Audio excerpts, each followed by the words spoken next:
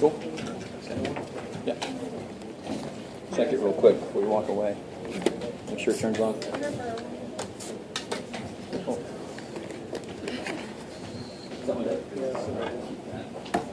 Thank you. Let's see if you got Second one too. that would be probability question for my math institute. Oh, that's it? You didn't have to walk far to get it back. All right. So any specific questions from Chapter 1 or Chapter 2, the stuff that we did last time? Yeah. Number 96 for Chapter 1.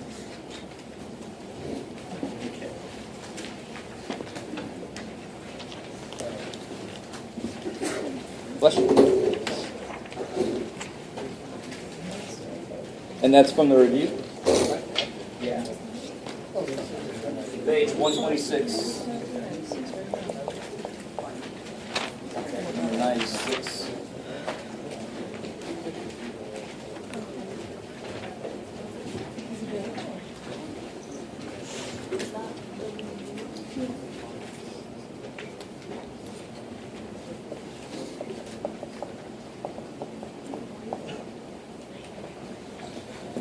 So I think what would happen on this problem is people would start trying to solve this thing, and they would hope they wouldn't have to square because that's going to be ugly, so forth. Always read the directions before you do this. So what do the directions say? And notice the neat little thing sitting next to the, this is 95 through 90, whatever. It's got a little calculator symbol.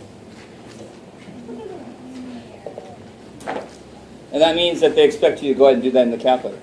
Now this one, if you try to start doing this by hand, you have to square both sides. And when you do that, you do that, and you get this disgusting thing. I mean, the grouping definitely won't work. It's got another x term, so you can't even try to do a quadratic function. You can't do any of this thing, right? So what they're trying to say there is there's a big section of this that deals with solving equations graphically, right? So is your question related to how to do it graphically, or? No, I just Whenever it's got that little calculator symbol on it, yeah. that's what they are implying. They imply that do this problem on the calculator. Now, I wish they would have been more, they should just say solve this using the calculator, but you just put the little thing there. So hold off on that. I'll actually do that problem first when I get to the part where we're going to talk about the calculator. So anytime you see that calculator sitting next to a problem or a part of a problem, that part you can just do on the calculator directly. Because either it's impossible or really difficult to do by hand. And that one would be very, very difficult to do by hand. Right. All right, thanks.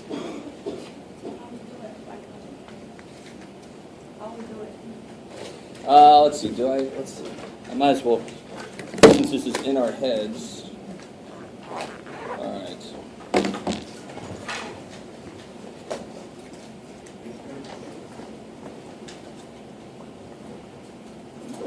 Let's do that first. I think I'll pull this calculator up. We'll go over several things about how to graph certain things in the calculator, and then we'll finish out chapter 2. So adjust some of my scheduling in my head.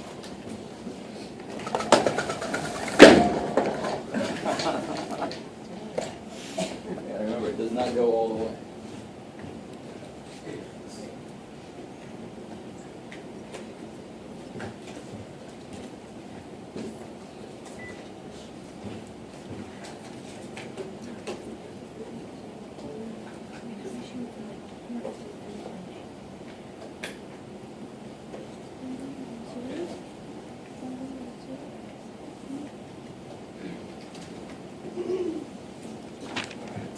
I have one, actually two, if I don't count my own. This is getting a little low. I have two if anybody needs to borrow one. Yeah?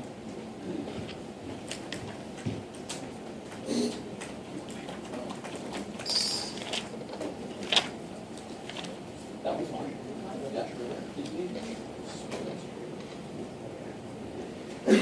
All right, so I'll use this one.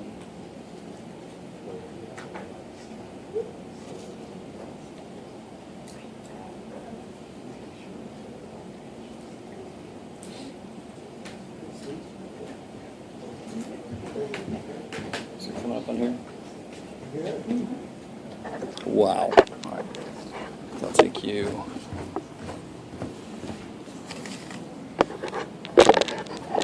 Maybe there. That might work.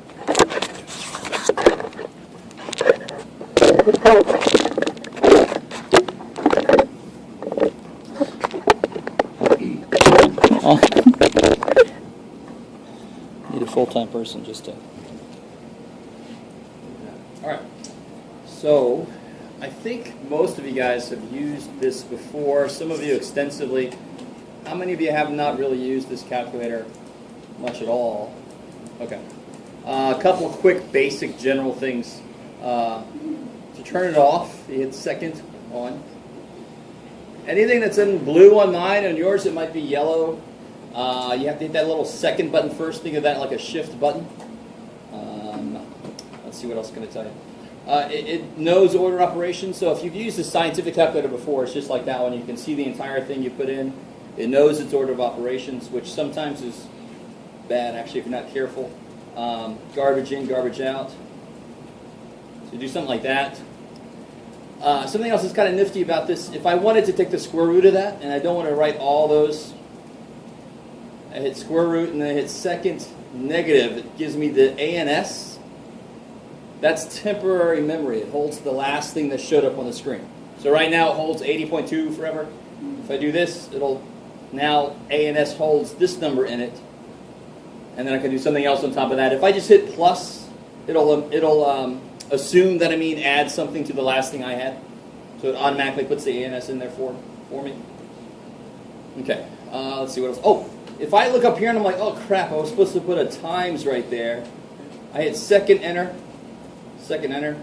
It just pulls up all the last things I've done. And then I can go back and change that however I need to. So that's kind of nifty. Second enter, second enter. You can scroll back through what you've done. I've got to remember that some of you guys have the brand new 84s where if you hit a square root button, so try to hit a square root button right now, it's second squared. Mine comes up with a parenthesis so that it can collect everything that's supposed to be inside the square root. How many people don't have the parentheses show up? Anybody? Now watch what happens for those that have your hands up. Start typing in like 11.542. Do you see what's happening as you do that? Is your bar extending over it? All right, that's just damn cool. I am jealous. I got to get the update to this so I can do that. For the rest of us, we have to deal with these parentheses. That'll tell us what's inside the square root. So if I do that and hit times 9, that 9 is not inside the square root. So it's one more place you've got to be careful as you're putting stuff into your calculator. You better mean that. Okay. Let me think. What else? Going to show you basic stuff. Hit clear to kill that. You hit clear to kill one line. You hit it again. It clears the whole screen if you're OCD about other extraneous stuff. And you should explore. I mean, you don't have to be an uber geek to do this, but when I was a little kid, I would love it if I could get my hands on a calculator, just play with it. So I kind of, people kind of knew what the hell was going to happen to me later in life. But if you just start hitting buttons, math button sounds interesting, right? Math, that sounds a little all-encompassing. So you're like, what the hell's in there? Well, every damn thing. Absolute value, rounding, min, max, complex numbers. So does that mean you're going to find the cube root of your math? Here's the cube root, right? And this is the any root. So if I wanted to do the 11th root, so I'd say the 11, and I call this, of course, my throot button. So you put in 11, throot of whatever, the 11th root of blah, blah, blah, blah, blah. So there you go. So if you multiply 2.31 blah, blah, 11 times, it'll become 10,000. Okay. Is that cool? It's not a bad button to know. So somebody saw that, you just hit a button, you're like, what's that thing? I think it does this. You try it out, and yeah, it does that. Sweet. This thing does way too much. All right, so let's get to the problem at hand. One thing we're definitely going to be using this for a lot is graphing, obviously. And if you go y equals, it sounds very important. Y equals is where you input all your functions. They've got to be true functions to put them in. So if I wanted to graph a circle, I'd have to do it in two parts, the top half and the bottom half. Because the circle by itself, of course, is not a function. So right now I've got this equation that's hiding from everybody. But I got that square root of x plus 4 equals x squared minus 5. And they say solve this using the graphing calculator.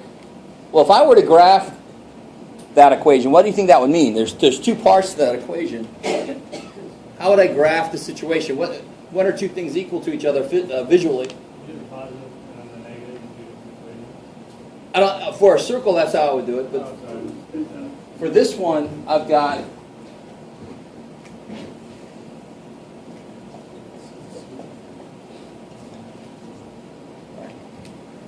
Yeah. Revise that. What's that? Can I revise that? Sure, go ahead. We've got both of them and see where they cross. I love it. So for these to be equal, the graphs have to meet. So if you put this one into y1 and this one into y2, and then just see where they meet, that'll do it. So let's try that out. So for those of you playing along, put in there square root of x. Here's your x button, by the way, right there next to the alpha button. That's your general all-purpose variable. And also, don't hesitate to let me know if something's freaky on your calculator. Does anybody have not y showing up, but r's? And that is not, pirate mode on your TI calculator, but it's one of these guys is off kilter. So for most of what we're doing in here, you want everything on the left side highlighted. So that's just under mode. If you hit mode. So if I change this to that, for example, look what I get. I get something I have no idea what the hell is going on. So this is something we're going to learn later this semester, actually, is another way to do this, not just y and x. We can use other variables to represent where things are in space. So let's not do that yet. Let's come back to function. Okay, so everybody's got their y equals. Let's put in there the square root of x plus 4. So that's the left-hand side of the equation. Now in y2, I'm going to put x squared minus 5. Right-hand side of the equation. And here's where we're going to differ again, most likely. If you hit the graph button, let's see what everybody's looks like. Mine looks like that. And I can see the answers. Does anybody else look different? Ah, okay. So, some of you might have a calculator that was used for statistics at some point. So what you want to do then, and this is very specific, so it depends on the type of error you get. If you get a dim mismatch, right, that means that it's trying to graph lists of data where the lists are not the same size, so it's trying to do x, y, and some of them the y is missing, so the calculator, what the hell? So you want to go second y equals, and make sure that all of these are off. And you can turn them all off by number 4, that would just turn them all off. Okay, so if you ever see that error, it sounds like a note. If you ever see the dim mismatch, or invalid dim, DIM is standing for dimension, it's most likely go to stat plot and make sure they're all turned off. So it's not trying to plot some weird data that doesn't really match up. Okay. Anybody else having a freaky error? I call it zoomed in. Oh, okay. Hang out. Just whenever I put a brand new function in, I hit this. And this is a lot to kind of absorb for today, but the book actually does have some processes spelled out in it, and I'll keep reinforcing what I'm saying today as we hit other homework problems. If you hit zoom, right there in the middle and the top, zoom. One of the most important zooms is zoom standard. So if you hit number 6, zoom standard, what that does is it makes the window go from -10 to 10, -10 to 10. Now if you plot a graph, if I had a graph where the parabola was over there, and I open up my calculator and it shows me -10 to 10, -10 to 10, I'm not going to see the damn thing. So I might have to move my window over so I can see it. Well, then I plot something else that's over here, and I can't see that. So then normally I do zoom 6 just to get me back to what I call my home base, right? Get me back to around the origin, 10 out from it. And then I can move my window from there. So if everybody does zoom 6, we should all be right here. We should all have that same graph. Another quick little thing, if your graphs look kind of weird, if you hit format right above zoom, here also you want everything here on the left side highlighted. If anything on the right side is highlighted, your, let me see, remember what it was that does this. Oh, I can't remember now. There, that's the one that gives the measles. Somebody said to me once, a few years ago, they said, "Teacher, my calculator has measles." I'm like, that's a new one on me. So this is what they meant. And it's set to show the grid lines. So just make sure everything here on the right, on the left is highlighted. And it should come out nice, clean, and normal. Okay. So that's all technical stuff about the calculator. And now let's talk about the problem. How many answers are there to this equation? 2. And we can see approximately where they are. You could do something here called trace. The trace button right here. And you can move that little, looks like a little spider. And say, looks like it's about, what's the answer approximately? What's one answer approximately? Yeah, -255, looking at there, or you might have stopped over a little sooner. This y, what does that y have to do with this equation? That's where it is on the y-axis, but what does it have to do with this equation? The correct answer is not a damn thing. This equation only cares about x. Whatever that function does by itself, that's nice. That's what y tells you. But I want to know where these two are equal. At what x value are they equal? So the y values have nothing to do with this. Not with this equation. How are we doing so far? Sort of. Okay. But this is not good enough. This is nowhere near good enough. I need to know the exact answer. Okay. How are you guys feeling so far? Is this decent pace? If you've never picked up this thing before, we're pretty deep into it already. But it's not that difficult. Now I want to find the what of these two graphs. Intersection. So if I go second trace, to get up into calc, I want to calculate something based on my graph. So second trace to get up into calculate. Of course, which one of those do I want to do? Yeah, number 5. Cool. So I hit number 5. It'll ask me 3 questions. And whenever I say that, I'm always reminded of, what is your name? What is your favorite color? What is your quest? It's going to ask you, what's the first curve? And here's the cool thing. A few people got that horribly mangled reference. If you come off the answer there, it's going to ask you for the first curve. If you hit enter, it's going to bounce to the next thing. Because you could graph freaking 10 equations at once. Thankfully, we won't be doing that. It'll look like spaghetti. It'll bounce to the next equation for you. So the answer to the second curve is enter again, because it already moved there. You with me? And then it's going to ask you for a guess. So you just put it as close as you can to the answer, enter. And there's the exact, out to that decimal place answer. How are we feeling about that?